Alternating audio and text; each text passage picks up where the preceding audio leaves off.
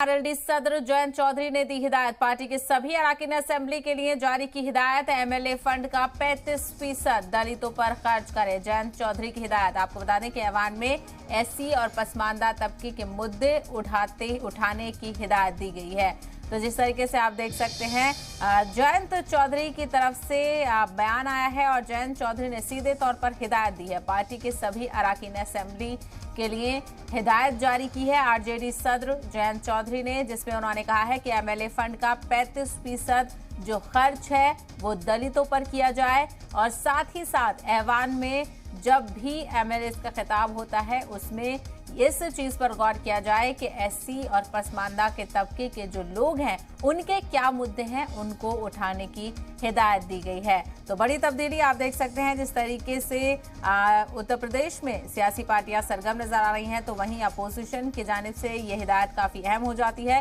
क्योंकि आरएलडी सदर जयंत चौधरी ने इस मामले को लेकर हिदायत दी है। पार्टी के सभी अराकीन असेंबली को ये हिदायत दी है जिसमें उन्होंने कहा है कि जो एमएलए का फंड होता है उसका 35% दलितों पर खर्च किया जाए।